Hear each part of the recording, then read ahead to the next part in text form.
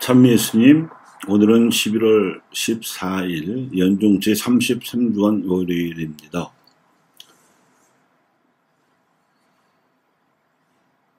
어제는 6번째로 맞이한 세계 가난한 이의 날이었습니다. 그리고 오늘 복음에서 예수님께서는 눈먼 거지의 청혼을 들으시고 그가 다시 볼 수 있도록 눈을 뜨게 해 주셨습니다. 사람의 능력으로는 불가능한 일이었고 오로지 신적 권능을 지니신 분이셨기에 가능한 기적이었습니다.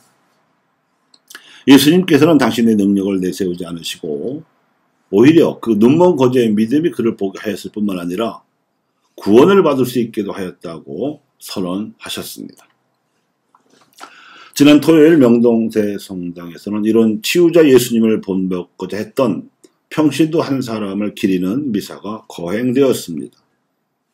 예수님께서 행하셨고 또 삶으로 보여주신 그 거룩한 행적과 삶이 머지않아 반드시 일어나리라고 내다본 요한복시록의 말씀처럼 과연 그는 의술은 남을 위해 쓰여야 한다, 밥벌이 하기 위해서 하는 게 안다 라는 신조를 버팀목 삼아 살아간 의사였습니다. 의학을 공부하며 사람을 살리는 데 이용하겠다고 약속했는데 가난한 사람들이 필요로 하는데 뿌리칠 수 없었다고 말하는 그는 무료 병원을 세워서 헌신적으로 봉사하며 의술을 펼쳤고 사람들의 마음을 움직여서 수많은 자원봉사자들과 후원자들이 생겨났으며 그의 뜻에 동참하기를 원하는 의사들도 무료 진료를 돕고 있습니다. 그는 의료보험이 없을 뿐만 아니라 주민등록증도 없는 노숙인 환자들과 외국인 노동자들을 먹여주고 입혀주고 가면서 치료를 해주는 등 참 의료를 실천했습니다.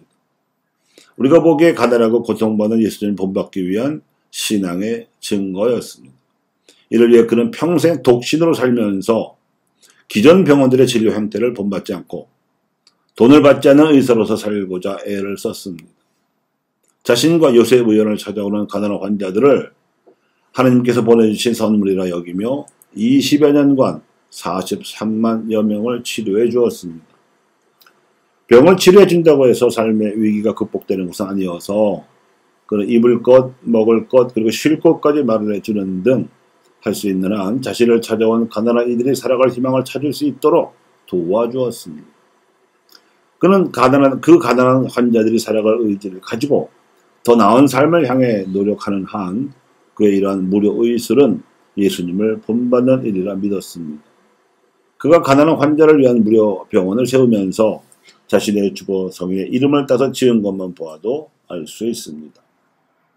요셉 의원은 노숙자, 행여자, 알코올 의존증 환자들이 찾는 병원이라서 늘 퀴퀴한 냄새가 났고 분위기가 어두운 편이었습니다. 게다가 가끔씩 술 취한 환자들이 찾아와서 소란을 피울 때도 있었습니다. 어디에도 허수할 데 없는 사람들이 가난 때문에 사회에서 소외받고 차별당한 분노를 이곳에 와서 터뜨리곤 했습니다. 이런 일을 겪으면 그는 이렇게 말하곤 했습니다.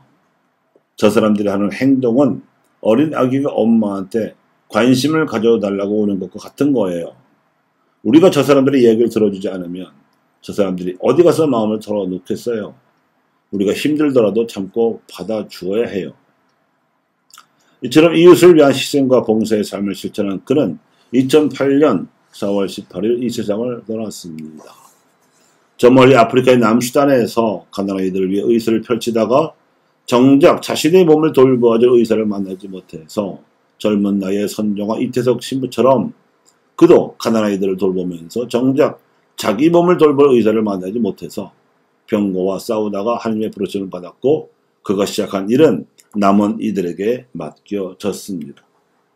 그가 세상을 떠난 지 24년이 지난 오늘날 그가 세운 요셉 의원은 재단 법인으로 등록되었고 성직자와 수도자가 상근하며 13개 진료 과목에 걸쳐 일주일에 1시간씩 무료 진료 봉사를 하는 의사들이 300명가량 되고 많은 자원봉사자와 더 많은 후원자들이 그의 뜻을 이어받고 있습니다. 그가 남긴 말은 기림 미사를 복원한 많은 신자들의 기억 속에 각인되었습니다. 진료비가 없는 환자야말로 의사가 필요한 사람입니다. 그의 이름은 선우경식 요셉입니다.